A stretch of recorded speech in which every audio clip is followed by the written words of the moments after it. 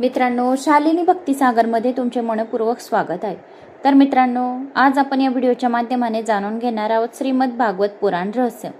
तर कोणी चॅनलला नवीन आलं असेल तर लाल बटन सबस्क्राइब करा, ऑलवर क्लिक करा आणि जास्तीत जास्त जणांना शेअर करा। कुठून कोणत्या गावात तुम्ही माझा हा व्हिडिओ ऐकत आहोत आपल्या गावाची कमेंट्स करायला विसरू नका। श्री गणेशाय नमो नमः। वक्रतुंड महाकाय सूर्यकोटी समप्रभ निर्विघ्नं कुरु मे देव सर्व कार्येषु सर्वदा।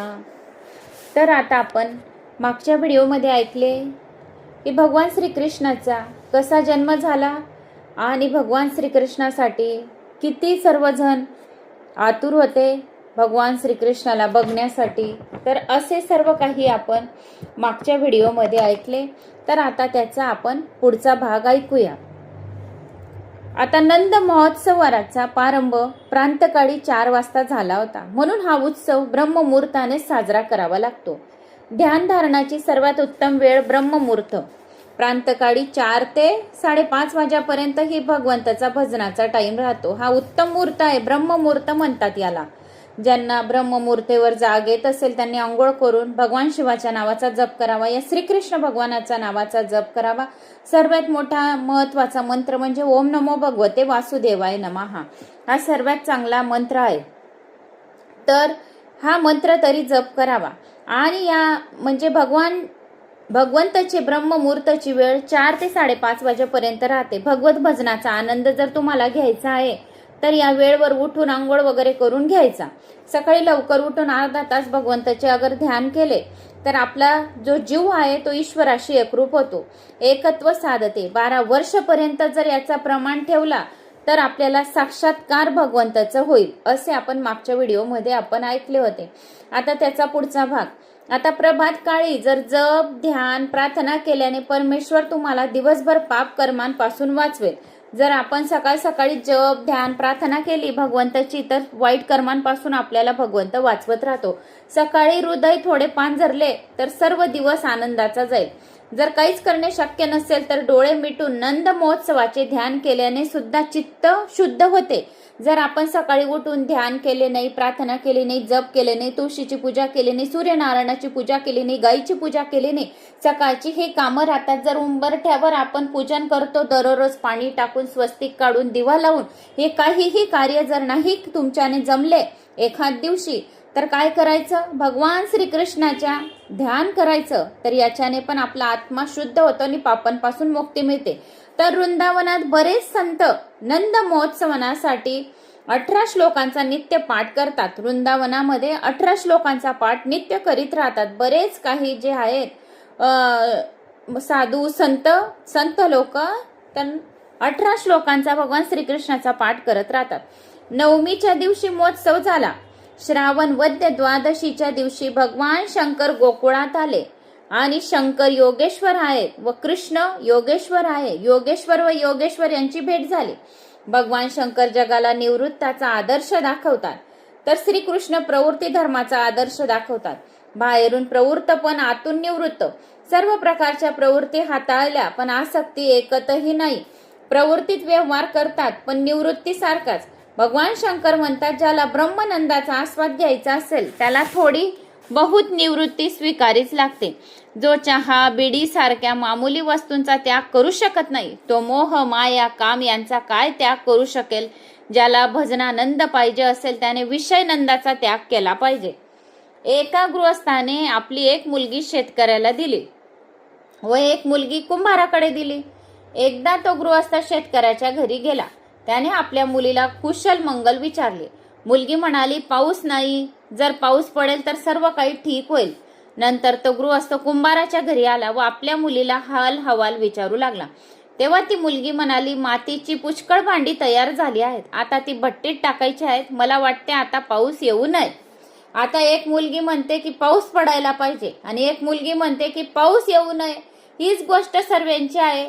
जीव हा काय आहे, पिता, आणि प्रवृत्ती आणि निवृत्ती काय आहेत, ह्या 2 त्याच्या मुली आहेत पिताच्या। जीवाच्या 2 मुली प्रवृत्ती व निवृत्ती, या 2 मुली एकत्र राहू शकत नाही। जर त्या एकत्र राहिल्या तर त्या दुःखी होतील। निवृत्तीचा आनंद घ्यायचा असेल तर प्रवृत्तीचा मानसिक त्याग करावा लागेल। जोवर शरीरात शक्ती आहे तोवर प्रवृत्तीचा विवेकपूर्ण त्याग करीत जा. रक्तदाब वाढल्यानंतर डॉक्टरांच्या सांगण्यावरून आपण विश्रांती घेतोच ना, पण ती खरी विश्रांती नव्हे, खरी निवृत्ती नव्हे. सर्वच प्रवृत्तीचा एकाच वेळी त्याग अशक्य आहे. म्हणून प्रवृत्तीची अशी योजना करा की जेणेकरून भगवंताच्या सेवेला भरपूर वेळ मिळेल. वेदांताचा अधिकार विरक्तला आहे, विलासी व्यक्तीच नाही. गोष्टी तर वेदांताच्या करतो, गोष्टी ज्या आहेत तर ते वेदांताचा करतो. प्रेम मात्र धनसंपत्ती, नारी, जड पदार्थावर करतो. तो ब्रह्म ज्ञानी नव्हे, जगत मिथ्या आहे असे म्हटल्याने काय फायदा होणार आहे? त्याचा प्रत्यक्ष जीवनात अनुभव घेतल्याने फायदा होईल. व्यवहार हा मिथ्या आहे असे समजून करावा. श्रावण मासातील कृष्ण द्वादशीला भगवान शंकर श्रीकृष्णाच्या दर्शनास आले. योगेश्वर यांचे मिलन झाले. केव्हा झाले? कृष्ण द्वादशीला. शंकर एकटेच आले, भगवान शंकर एकटेच आले. भक्तीत तर सोबत चांगली पाहिजे, ती जर वाईट असेल तर भक्तीत विषप येईल. भजन आणि दर्शन एकट्यानेच करावे, दुसऱ्यांना बरोबर घेतल्याने आम्ही रजोगुणी बनतो. कित्येक लोक भजन व दर्शनासाठी दुसऱ्याला बोलावून आणत असतात की चल माझ्या बरोबर, ते म्हणे चल माझ्या बरोबर. पण भक्ती केव्हाही एकट्यामध्येच करावी. तर ते दुसरे जर आले तर बाधा आणत असतात. सत्कार्यासाठी दुसऱ्याला प्रवृत्त करणे तर चांगले आहे, सोबत घेऊन जात असताना रस्त्यात वाईट गोष्टी घडणे चांगले नाही. भजन आणि दर्शन एकाग्र चित्ताने करा. दर्शनानंतर मंदिराच्या सभा मंडपात थोडा वेळ बसण्याचे हेच प्रयोजन आहे की आम्ही देवाच्या ज्या स्वरूपाचे दर्शन घेतले ते स्वरूप हृदयात स्थिर करावे, की जेणेकरून दुसऱ्या दिवशी सकाळपर्यंत हृदयात स्थिर राहील. कित्येक लोक असे असतात की दर्शनानंतर विचारले की देवाला कसे सजवले आहे, कपडे व आभूषणे कोणती घातली आहेत, तर डोके खाजवू लागतात. दर्शनानंतर देवाचे रूप मनात ठसवून घरी नेता आले पाहिजे, तरच दर्शन सार्थक झाले असे समजावे. बरेच लोक देवाला देवळात सोडून आपापल्या बंगल्यात किंवा दुकानात जात राहतात. भगवंताशिवाय दुसऱ्या कोणाचाही संग करू नये. जीवाभिमानी व विश्वासघातकी आहे. संतांची दृष्टी भगवंताच्या कोणत्या ना कोणत्या स्वरूपावर खेळलेली असते. बाह्य दृष्टी तर नेहमी लवलीच असते. भगवान शंकराची दृष्टी बाह्यातच स्थिर होते. शंकराचे दोन विशिष्ट सेवक होते, शृंगी व भृंगी. त्या दोघांनाही शंकरासोबत जाण्याचा हट्ट धरला. भगवान शंकरासोबत दोघंही म्हणायचे, शृंगी म्हणे मी जाईल, भृंगी म्हणे मी जाईल. ते दोघे म्हणाले जर आम्हाला बरोबर नेले नाही तर आम्ही सर्वांना सांगू की हो कोणी साधू नाही, हा तर भगवान शंकरच आहे. हरिहराची भेट.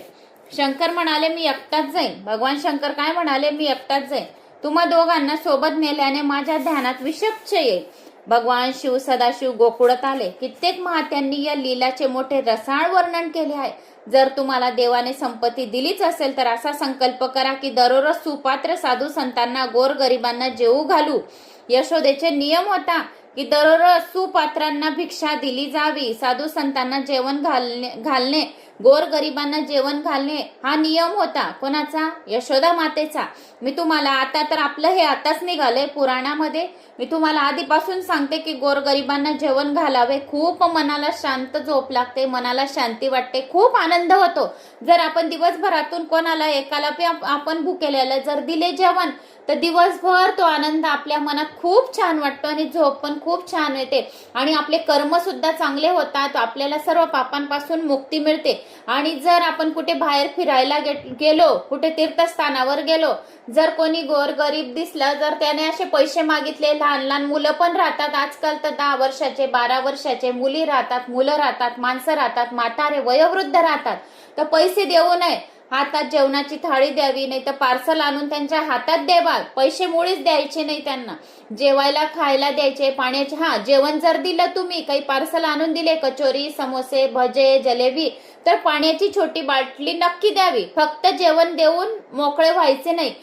जेवण पण द्यायचे आणि छोटी पाण्याची बिस्लरीची बाटली पण द्यायची. त्याच्याने खूप पुण्य मिळते. कारण अन्नदान आणि जलदान दोघं पुण्य आपल्याला कर्मामध्ये लागतात आणि आपल्याला चांगले पुण्य फळाची त्याची प्राप्ती होते आणि आपल्या धनामध्ये सुद्धा वाढ होते याच्या कारणाने. म्हणून यशोदा मातेचा काय नियम होता, जर आपली परिस्थिती चांगली राहिली तर असा संकल्प रोज करा की मी रोज गोरगरिबांना जेवण करवे. तर यशोदा मातेचा हा नियम होता की दररोज गोरगरिबांना जेवण करवे, सुपात्रांना भिक्षा देत होती. आता भगवान शिवजीचे आगमन झाले. लोक म्हणू लागले की हा साधू तर भगवान शंकरासारखा दिसत आहे. शिवजी आपले तेच कोटपर्यंत लपू शकतील? आता सांगा बरं. भगवान शंकराजवळ एक दासी आली व ती म्हणाली, महाराज, यशोदेने ही भिक्षा पाठवली आहे, आपण याचा स्वीकार करा व लालाला आशीर्वाद द्या. भगवान शंकर म्हणाले, मी भिक्षा घेणार नाही, मला कोणत्याही पदार्थाची अपेक्षा नाही, मला फक्त बाळकृष्णाचे दर्शन घ्यायचे आहे. दासीने साधूचे म्हणणे यशोदा देवीला सांगितले. साधू महाराज काही घेऊ इच्छित नाही, ते तर भगवान श्रीकृष्णाच्या दर्शनासाठी इतक्या दूरून आले आहेत. संतांची परीक्षा त्यांची वेशभूषावरून किंवा त्यांच्या जातीपातीवरून होत नसते, तर त्यांच्या नजरेवरून, त्यांच्या मनोवृत्तीवरून होत असते. ब्रह्मज्ञान सुलभ आहे, पण ब्रह्मद्रष्टा, प्रत्येक ब्रह्म पाहणारा संत मात्र दुर्मिळ असतो. यशोदाने खिडकीतून महाराजांना पाहिले आणि ती साधूला म्हणाली, महाराज, ही भिक्षा कमी वाटत असेल तर मी अधिक द्यायला तयार आहे, पण माझ्या कृष्णाला मी बाहेर आणणार नाही. तुमच्या गळ्यात तर सर्प आहे, त्याला पाहून माझ्या बाळाला भीती वाटली तर? भगवान शंकर म्हणाले, माते, तुझा कन्हैया तर काळाचा सुद्धा काळ आणि ब्रह्माचा सुद्धा ब्रह्म आहे. तो कोणाला भिवू शकत नाही व त्याला कुणाची नजर सुद्धा लागणार नाही. तो तर मला ओळखतो देखील. यशोदा माता म्हणाली, आपण कसे बोलत आहात? माझा हा काना तर चिमुकला बाळ आहे, आपण हट्ट करू नका. भगवान शिव म्हणाले, मी तुझ्या लालाचे दर्शन घेतल्याशिवाय जाणार नाही. नंदाच्या गावाजवळ आजही आशेश्वर महादेवाचे मंदिर आहे बघा. तर आजही तेथेच भगवान श्रीकृष्ण, गोपाळ श्रीकृष्णाच्या दर्शनाने आगमन झाले आहे आणि बसले आहे. ब्रज 84चे प्रदक्षिणा कमीत कमी एक वेळा तरी झाली पाहिजे. ब्रज 84 प्रदक्षिणा मोठी महापुण्यदायी आहे. याचं नुसतं नामस्मरण बी केलं तरी महापुण्य आपल्याला घडते. या प्रदक्षिणाने जीवनातील सारे पाप जळून भस्म होतात. ब्रज तर लीला भूमी आहे. येथे बसून जर ध्यान कराल तर स्वयं परमात्मा आपले लीला रहस्य तुम्हाला सर्व समजावून सांगतील. इकडे बाळकृष्णाने जाणले की भगवान शंकर आले आहेत व आई त्याला नेत नाही, म्हणून त्याने रडणे सुरू केले. मग दासी यशोदाला म्हणाली, माते, त्या साधूचे होठ हलतायत, तू खरे समज की नको समज, पण त्या साधूने तर काही मंत्र उपयोग केला आहे, म्हणून तर लालाला रडत आले आहे. असा साधू कधी पाण्यात आलाच नाही. मी बाळकृष्णाला त्या साधू जवळ घेऊन जाते, त्याचा आशीर्वाद मागते. नंतर तिने बाळकृष्णाला सजवले. कन्हैया हसू लागले. दासीने कृष्णाला, भगवान श्रीकृष्णाला शंकराजवळ नेऊन आणले. भगवान शंकरांनी दर्शन घेऊन प्रणाम केला. दर्शनाने खूप आनंद झाला आणि पण तृप्ती मात्र झाली नाही. भगवान शंकराला वाटले, बालकृष्ण जर माझ्या कडेवर येईल तर खूप मला मोठा आनंद होईल. भगवान शिव म्हणू लागले, तुम्ही बाळाचे भविष्य विचारतात ना, जर तुम्ही त्याला माझ्याजवळ द्याल तर मी त्यांच्या हस्तरेषा ज्या आहेत तर त्या चांगल्या पाहू शकेन. माता यशोदाने बाळकृष्णाला भगवान शंकराच्या मांडीवर बसवले. भगवान शंकर समाधीत मग्न झाले. गोष्टी अदतात होत नसतात, द्वतातच होतात. जेव्हा हरी आणि हर एक होतात तेथे कोण कोणाशी बोलेल? भगवान शंकर यशोदाला म्हणाले, माते, तुझा मुलगा तर सम्राट होणार आहे. भगवान शंकरांनी तांडव नृत्य केले. अति आनंदाच्या अवस्थेत जीव नाचू लागतो. शंकर भगवान नित्यात तन्मय झाले आहेत. तेवढ्यात नंद तेथे आला. भगवान शंकराचा जय जयकार झाला. बालकृष्णाला हृदयात घेऊन भगवान शंकर कैलासाला गेले. नंद दरवर्षी कंसाला कर देत असे. यावेळी कर देण्याची वेळ आली. जाताना नंद म्हणाला, कन्हैयाला सांभाळा. नंद कंसाला कर देण्यासाठी मथुरा आलेला आहे. तो कंसाच्या राज्यसभेत आला. त्याने कंसाला कर, सोन्याचे ताट व पंचरत्न भेटी दाखल दिले आणि आपल्या उतार वयात एक मुलगा झाला आहे ही बातमीही सांगितली. कंसाला काय माहीत आहे की तो कन्हैयाच आहे आणि माझा त्याचा काळ आहे. त्याला आश्चर्य व आनंद झाला. त्याला वाटले की या भेटीच्या बदल्यात मुलाला आशीर्वाद तरी दिला पाहिजे. त्याने आशीर्वाद पर संदेश दिला की मुलगा मोठा राजा हो, त्याचा जय जयकार हो, त्याच्या शत्रूचा लवकर विनाश हो. कंसाने अजाणताच कृष्णाचा जय जयकार केला व आशीर्वाद पाठवून दिला. नंद वसुदेवाला भेटण्यास गेला. वसुदेवाला मोठा आनंद झाला. एकमेकांनी परस्परांचे कुशल मंगल विचारले. कोणी मित्र भेटला असता आपल्या सुखाची वार्ता त्याला सांगू नये. जर कोणी मित्र भेटला तर आपल्या जे आनंदाची बातमी आहे या आपलं काही सुख आहे तर ती बातमी कधीच कोणाला सांगू नये, गुपित ठेवावी. फक्त बायकोने नवऱ्याला सांगावी आणि नवऱ्याने बायकोला सांगावी. बाकी काही गोष्टी ज्या राहतात ना त्या खरंच गुपित ठेवायच्या राहतात. खूपच काही गोष्टी आहेत तर त्याला कधीच उघड करू नये. ज्या नवरा बायकोच्या आपल्या मनोमनच्या ज्या गोष्टी राहतात त्या मध्येच ठेवाव्या. जर आपण उघड केली तर त्याला नजर लागते. म्हणून काही गोष्टी ज्या आहेत तर त्या कधीच उघड करू नये. जळणारे लोक खूप राहतात. आपण तर खूप साधे राहतो, आपल्याला समजत नाही, पण आपल्या जवळच राहून आपल्या पाठीवर छुरा खोपतात. तर असे लोक भरपूर आहेत. म्हणून आपण काही आपले जे सुखाच्या गोष्टी आहे, ज्या आपल्या आनंदाच्या गोष्टी आहेत, तर या वार्ता कधीच कोणाला सांगू नये. त्याच्या दुःखाची जाण ठेवून ते दूर करण्याचे आश्वासन द्यावे. नंद वसुदेवाला सुखदुःखाचा समाचार विचारू लागले. असे ऐकण्यात आले की तुम्हाला मुलगी झाली व तिला कंस मारण्यासाठी आला होता, हे खरे काय? वसुदेव म्हणाला, होय, ही खरी गोष्ट आहे, पण कंसाच्या यात काही दोष नाही, माझ्या कर्माचा दोष आहे. पण नंदा, तुझ्या घरी जे मूल आहे ते माझे आहे. नंदाने भोळेपणाने सांगून दिले, होय, तो आपलाच आहे. वसुदेव मनात म्हणू लागला की कन्हैया तर माझाच आहे, मीच तर त्याला त्या रात्री तुझ्या घरी सोडून आलो. पण नंदाला हे गूढ काही कळले नाही. नंद जीव गोकुळ सोडून कुठे दूर गेला तर तेथे काम, मद, लोभ, मोह, मत्सर आदी राक्षस येऊन धडकतात. नंद कृष्णाला सोडून कंसाकडे जातो व इकडे गोकुळावर संकट येतात आणि गोंधळ मानतो. नंदाला वाटले की काही खेळणी घेऊन जावे, म्हणजे बाळाला मौज वाटेल, आणि कुठे बाहेर जाण्याची वेळ आली तर तेथून एखादी चांगली वस्तू देवासाठी आणा. त्यामुळे तुमचे प्रयास भक्तिमय लवकर होता. आता पूजनाचा वध कसा झाला? योग मायेने आकाशवाणीच्या द्वारे कंसाला म्हटले होते, तुझा काळ जन्माला आला आहे. हे ऐकून कंस घाबरला. त्याने ताबडतोब लहान मुलांची हत्या करण्याचा आदेश दिला व याच हेतूने पुतनेला गोकुळात पाठवले. ती चतुर्दशीच्या दिवशी गोकुळामध्ये आली. ज्या दिवशी चतुर्दशी होती त्या दिवशी ती गोकुळात आली. पूत म्हणजे पवित्र, जी पूत म्हणजे ती पवित्र नाही, आणि ती पूतना पवित्र काय नसते. अज्ञान म्हणून पूतनेचा अर्थ आहे अज्ञान व अविद्या. पवित्र असते फक्त ज्ञानगीतेत असं म्हटलं गेलं आहे, न हि ज्ञानेन सदृशम पवित्र मह्यम विद्यते. म्हणजे याचा अर्थ असा आहे की या विश्वात ज्ञानासारखे दुसरे काहीही पवित्र नाही. ज्ञान धनार्जनाचे साधन नाही. आत्मस्वरूपाच्या ज्ञानालाच ज्ञान म्हणतात. ज्ञान पवित्र आणि अज्ञान अपवित्र आहे. अज्ञानामुळे वासनेचा जन्म होतो. पूतना वासनेचे रूप आहे. पूतना चतुर्दशीलाच का आली? कारण तिने 14 ठिकाणी मुक्काम केला होता. अविद्या वासना 14 स्थानात वास करते. 5 ज्ञानेंद्रिय, 5 कर्म इंद्रिय, मन, बुद्धी, चित्त आणि अहंकार ही 14 काय आहे? स्थाने. वासना अविद्या यांची राहण्याची आहेत. याच कारणाने ती चतुर्दशीला आली. नीती आणि धर्म यांनी निश्चित ठरवल्यानंतर जर डोळे परस्त्रीकडे गेले तर पापी नजरेने पाहत असतील तर समजावे डोळ्यात पूतना येऊन राहिली आहे. जर कोण्या स्त्रीला परपुरुष जर तिच्याकडे पाहत आहे पापी नजरने तर समजावे की याच्या डोळ्यात काय आली आहे? पूतना आली.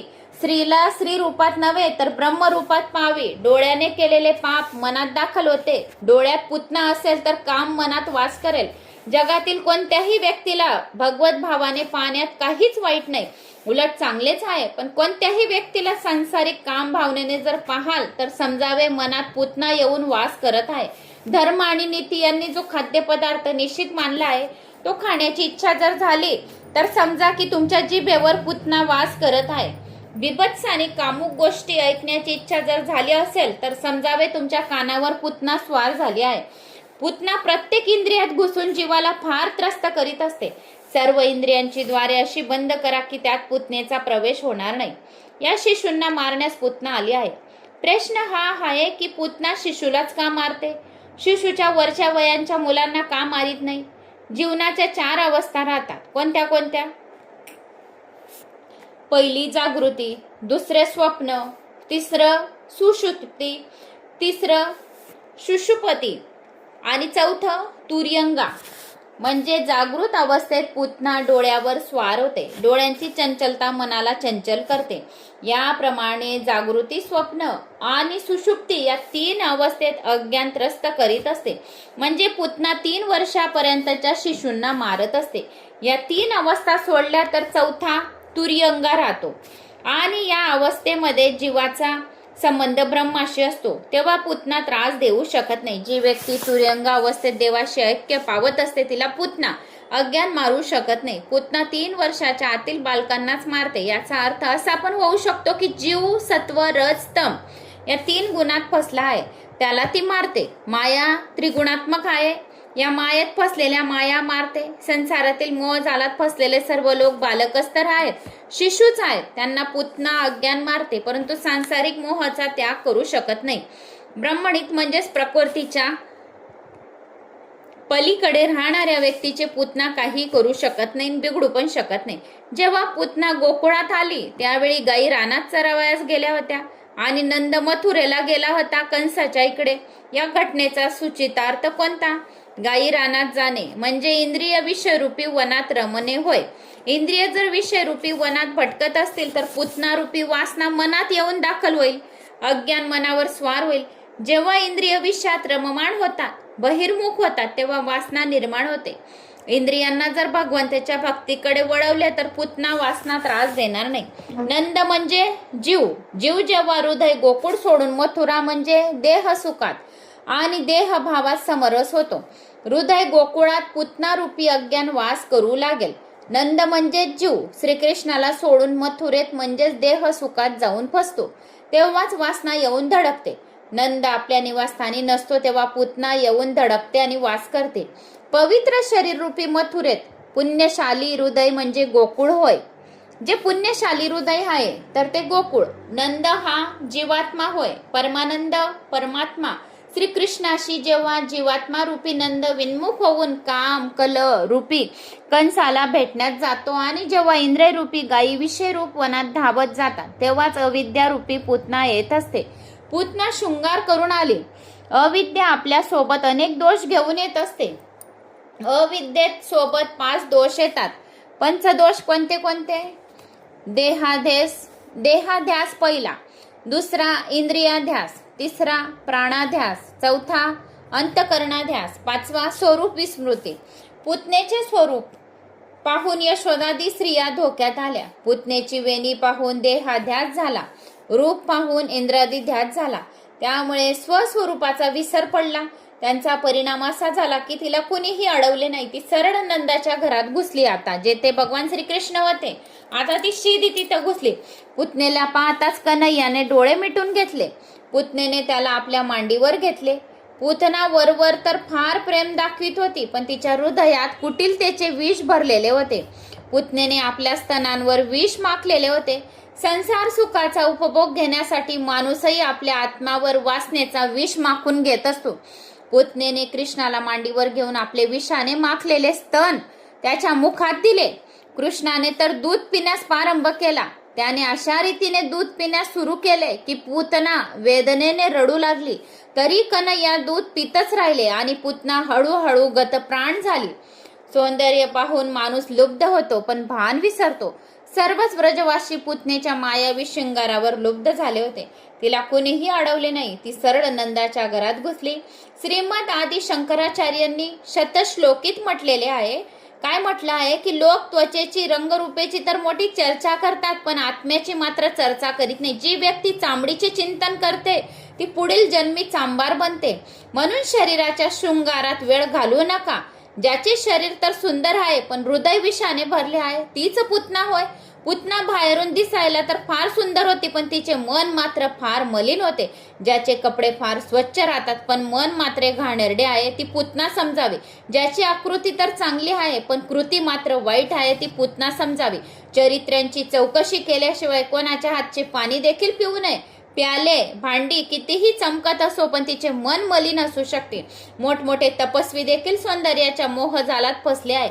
जो तोंडावर स्तुती करतो आणि पाठीमागे निंदा करतो तो पूतना समजावा. जे काही बरे वाईट सांगायचे असेल ते तोंडावर सांगा. जो पाठीमागे निंदा नासलती करतो तोला पूतना समजावे. जीवाचा स्वभाव त्या पूतनेसारखा आहे. आपल्या आत्म्यावर अज्ञान विद्येचे आवरण लावून घेऊन तो विषय नंदात मग्न होतो, बुडून जातो.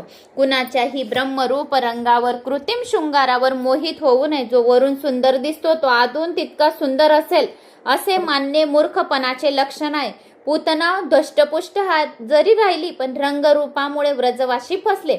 वासनेचा जोर वाढला म्हणजे जीव आपले स्वरूप विसरतो. पूतनारूपी अज्ञानामुळे स्वरूप विस्मृती होत असते. पूतनेला पाहताच व्रजवासियांनी इंद्रियात ध्यास झाला आणि स्वरूपाची विस्मृती झाली. वासनारूपी पूतनेचा नाश झाल्यावरच कृष्ण मिलन होऊ शकते. म्हणून असेच मानावे की श्रीकृष्ण वासनारूप पूतनेला मारून शकूनच करतात. माणूस वासनेचा दास आहे म्हणून त्याचे पतन होते. वासनारूपी पूतनेशी कधीही नजर मिळवणी करू नका. डोळे भगवत स्वरूपाकडे लावून राहाल तर वासना तुमच्या हृदयात कधीही राहू शकणार नाही. पुतनेला कुणीही अडवले नाही, म्हणून ती आत शिरली. जेव्हा ती आत शिरली तेव्हा कृष्णाने डोळे मिटून घेतले. सामान्यतः पुतना डोळ्याद्वारे मनात शिरते आणि मग निघण्याचे नावच घेत नाही. डोळे बिघडले की मन बिघडते, म्हणून डोळ्यांचे रक्षण करा. दर्शनात तेव्हाच आनंद होतो जेव्हा भगवंत दृष्टी देतात, म्हणजेच नजरेशी नजर भिडवतात. पुतना मलिन हृदय घेऊन आली होती, म्हणून भगवंताने तिच्याकडे न पाहता डोळे मिटून दूध पित राहिले आणि तिला गतप्राण केली, तिचा प्राण घेतला. भगवंत आम्हाला हे दाखवू इच्छिता की पाप्यांशी ते नजर मिळवणे करू इच्छिता नाही. जे पुण्यवंत राहतात त्यांनाच तीर्थस्थानी बी जायला मिळतं. म्हणून भगवंत ज्याला निवड करतात की कोण माझा आहे त्यालाच ते तीर्थस्थानांवर भेट घेतात आणि नजरला नजर मिळवतात. जे पापी आहेत तर भगवंत त्याला कोणत्याही तीर्थस्थानावर या मंदिरात सुद्धा तो येऊ देत नाही. भगवंत कोणत्याच मंदिरात त्याचा पाय वटत नाही. जो पापी राहतो ना त्याला कोणत्याच मंदिरात भगवंत घुसू देत नाही आणि डोळ्यांशी डोळे भेटू देत नाही. त्याच्याकडे ढुकून सुद्धा पाहत नाही. भगवंत वेशभूषा किंवा कृत्रिम शृंगार पाहत नाही, मन पाहतात.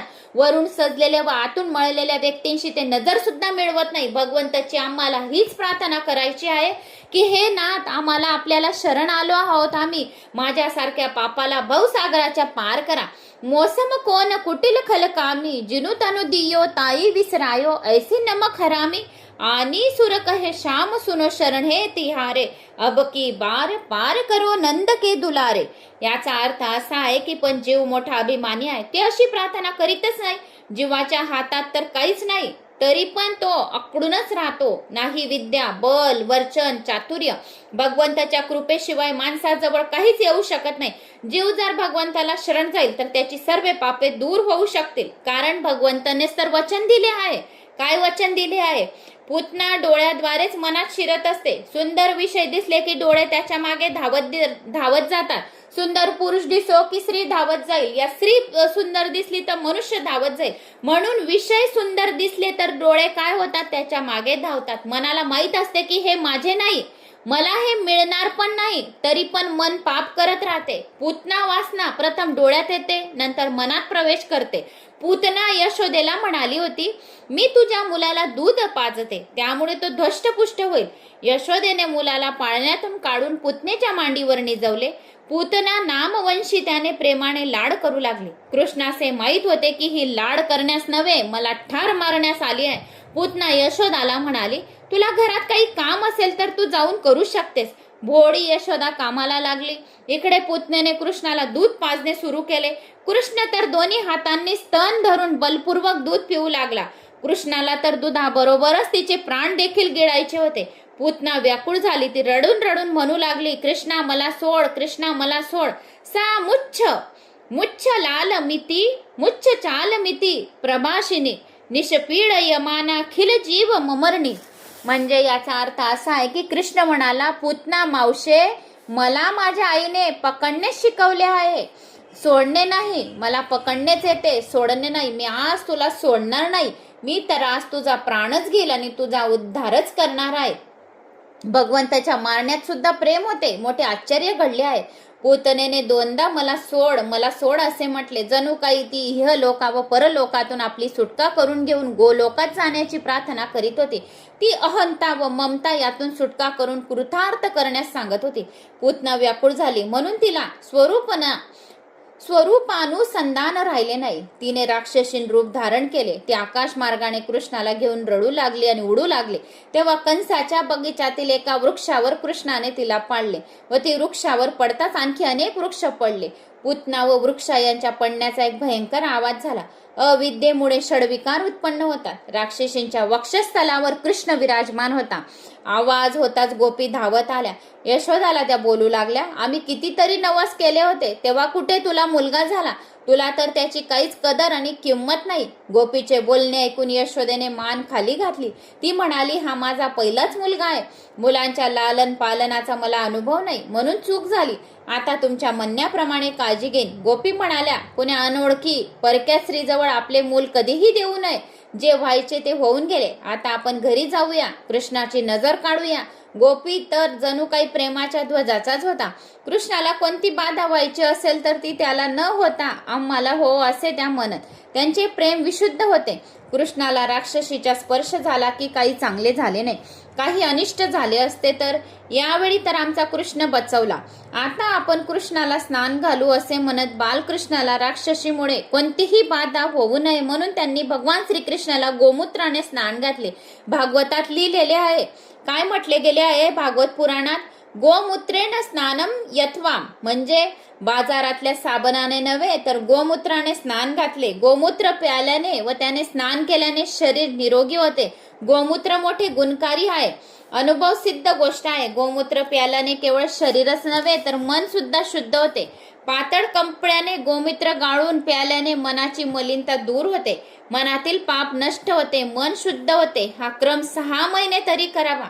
गोमूत्राच्या या प्रयोगाने स्वभावात पण मोठे परिवर्तन घडते. त्यात दिव्य शक्ती असते, ते स्वभावाला सुधारतो, बुद्धीला निरोगी बनवतो. गायीचे शेण शरीरावर चोळल्याने त्यातील अनावश्यक उष्णता निघून जाते, शरीराची कातडी मऊ होते. जोपर्यंत माणसाचा स्वभाव बदलत नाही तोपर्यंत ज्ञान मार्गात व भक्ती मार्गात प्रगती करू शकणार नाही.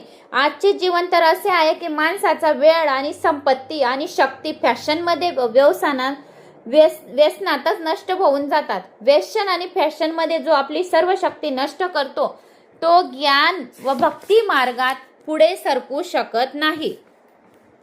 कृष्णाला प्रथम गोमूत्राने व नंतर गरम पाण्याने स्नान घातले. तो तर फार मजेत होता. गोपी त्याच्या भोवती फेर धरून बसल्या होत्या. एक गोपी म्हणाली, आ हा हा, त्याचे डोळे किती सुंदर दिसत आहे. तर दुसरी म्हणाली, याचे केस किती मऊ आहेत. तिसरी म्हणाली, याचे पाय तर पहा किती सुंदर आहेत. साऱ्या गोपी कृष्णाच्या एक एक अंगाच्या सौंदर्याच्या पान करीत होत्या आणि स्तुती करू लागल्या. हे कृष्णा, अज भगवान तुझ्या मंगलमय चरणाची, यज्ञ पुरुष तुझ्या मांड्यांची, अच्युत भगवान तुझ्या कमरेची, भगवान हैग्रीव तुझ्या पोटाची, भगवान केशव तुझ्या हृदयाची, ईश भगवान तुझ्या वक्षस्थलाची, सूर्यनारायण भगवान तुझ्या कंठाची, भगवान विष्णू तुझ्या भुजांची, भगवान वामन तुझ्या मुखारविंदाची आणि ईश्वर तुझ्या मस्तकाची रक्षा करो. 6व्या अध्यायात काय सांगितले आहे माहितीये? 22 ते 29 स्तोत्रात बालरक्षा स्तोत्र आहे 6व्या अध्यायाचे. गोपींनी या गोष्टीची मुळीच सुद्धा जाणीव नव्हती की ज्या देवाची त्या प्रार्थना करीत होते ते स्वयं देव आहेत, म्हणजे यशोदाच्या घरी स्वयं कृष्ण जन्माला आलेला आहे. गोपी शेवटी म्हणतात, भगवान नारायणाचे नाव माझ्या बालकृष्णाचे सदा सर्वदा रक्षण करो. गोपी बालकृष्णाला थापटत थापटत प्रार्थना करीत होत्या. त्या यशोदाला म्हणाल्या, माते याला दूध पाज. हा जर ठीक प्रकारे दूध पिल तर समजावे की आता याला काही भीती राहिली नाही. बालकृष्ण स्तनपान करू लागला आणि गोपी आनंदित झाल्या. चतुर्दशीच्या दिवशी नंद बाबा मथुरेहून वापस आले. त्याच दिवशी पुतनेचा अग्निसंस्कार आला. जर कृष्णाच्या स्वरूपाची कल्पना करीत करीत प्राण त्याग केला तर त्या योग्यांना मुक्ती मिळू शकते. त्याचे प्रत्यक्ष दर्शन करणाऱ्यांना सुद्धा सद्गती मिळते. जो भगवान श्रीकृष्णाच्या नामस्मरण करता करता जर त्याने प्राण टाकला आणि त्याने प्राण टाकता टाकता दुसरे पण त्याच्या चेहऱ्याकडे बघतात तरी त्या लोकांना सुद्धा सद्गती मिळते. हे काही आश्चर्याची गोष्ट नाही आहे. श्रीकृष्ण मोठा दयाळू आहे. विष देणाऱ्या पुतण्याला सुद्धा आपल्या मातेप्रमाणे त्याने सद्गती दिली. असा दयाळू दुसरा कोणी असू शकतो का? ही पुतना कृष्ण मिलिंता बाधा उपस्थित असते. ईश्वराचे 6 गुण आहेत. त्याने 6 दोषवाल्या पुतनेला 6व्या दिवशीच मारले. पुतनेचे दोष काम, पहिला, दुसरा क्रोध, तिसरा लोभ, चौथा मोह, 5वा मद आणि 6वा मत्सर. भगवंताचे 6 गुण. 6 गुण कोणते कोणते भगवंताचे? ऐश्वर्य, वीर्य, यश, श्री, ज्ञान व वैराग्य. भगवंताच्या प्रत्येक सद्गुणाला आपल्या हृदयात उतरवणारी व्यक्ती दोषरहित असते. भगवंताचे नाम तर चिन्मय धाम आहे. आपल्याला चिन्मय धामात प्रवेश करायचा. या चिन्मय धामात कसा प्रवेश केला जाऊ शकतो? जेव्हा वासनेचा नाश होतो तेव्हा चिन्मय धामात आपण प्रवेश करू शकतो. इंद्रियांना श्रीकृष्ण लीलात रंगून जाऊ द्या. इंद्रियांना परमेश्वराच्या सन्मुख करा. गोपी इंद्रियांना मलिन पाहू शकल्या पाहिजेत, ऐकू शकल्या पाहिजेत, मनात ठेवू शकल्या पाहिजेत. याच हेतूने ही गोकुळातील लीला रचली गेली आहे. भागवतात या पूतना चरित्र शिवाय अन्य कोणत्याही लीलेची फलश्रुती सांगितली गेली नाही.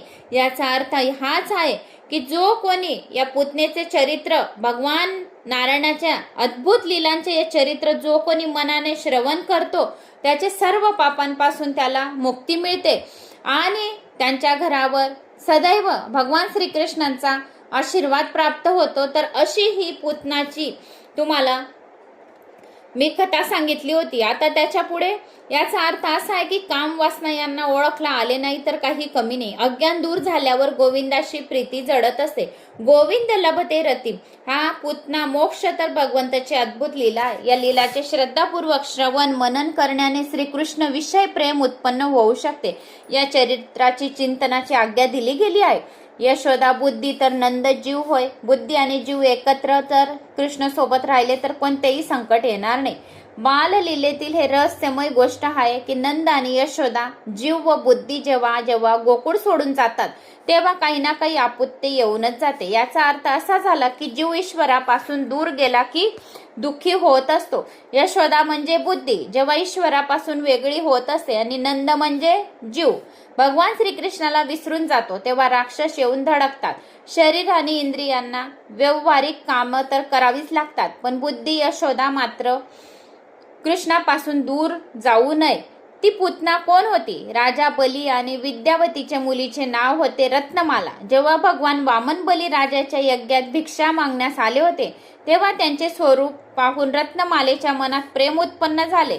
तिच्या मनात आले की जर हा मुलगा माझा झाला असता तर किती चांगले झाले असते. मी त्याला दूध पाजले असते व ते धन्य झाले असते. वामनाच्या तेजस्वी स्वरूपास पाहून रत्नमालेच्या हृदयात पुत्र प्रेम उंच बळून आले आणि परंतु वामनाने बलीची जी दुर्दशा केली होती ती पाहून त्याच वेळी तिच्या मनात शत्रुभाव सुद्धा जागला.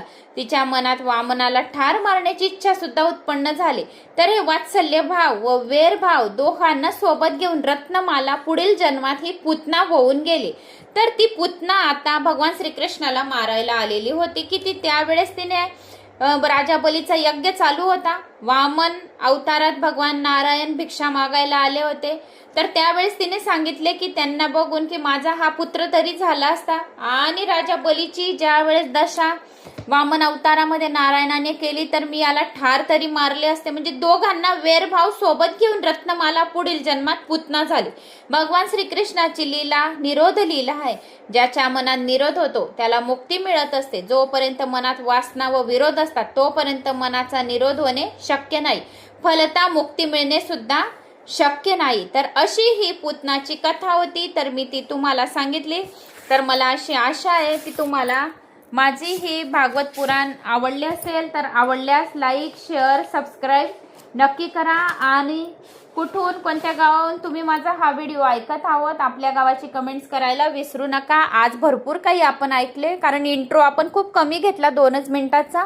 जास्त कमेंट्स काही कशावर आपण बोललो नाही चर्चा केली नाही त्यामुळे भरपूर काही आज आपलं ऐकलं गेलं. तर असेच आपण ऐकत राहूया. आता थोडंच राहिलंय 100-150 पेज राहिलेले आहे.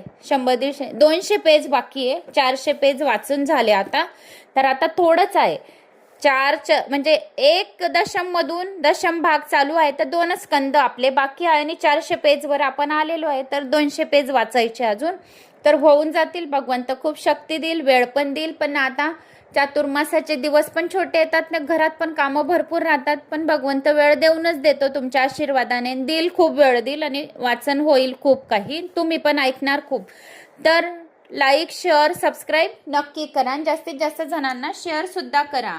जय श्री महाकाल. भगवान श्रीकृष्णाची ही कथा आपण ऐकली म्हणजे आपण साक्षात गोकुळामध्ये जाऊन भगवान श्रीकृष्णाचे दर्शन घेतले त्याची आपल्याला पुण्यफळाची प्राप्ती झाली. सर्वांना गोकुळमध्ये भगवान श्रीकृष्णांनी दर्शन दिले तर आपल्याला सुद्धा गोकुळाचे एक म्हणजे तीर्थस्थानचे आपल्याला सुद्धा गोकुळाच्या जन्माचा जसा तीर्थाचं जे पुण्य मिळतं गोकुळमध्ये जाऊन ते आपल्याला घर बसल्या आपल्याला हे पुण्य मिळालं. आणि भगवान श्रीकृष्णांच्या या लीलांचं वर्णन करत आहोत तर घर बसल्या आपल्याला संपूर्ण लीलेंचे वर्णनचे पुण्य अधिक मिळालं. म्हणून जास्तीत जास्त जणांना शेअर करा. लाईक सबस्क्राईब कमेंट्समध्ये ओम नमो भगवते वासुदेवाय नमः. जय श्रीकृष्ण. काहीतरी माझा आत्मविश्वास वाढवण्यासाठी नक्की करा. जय श्रीकृष्ण.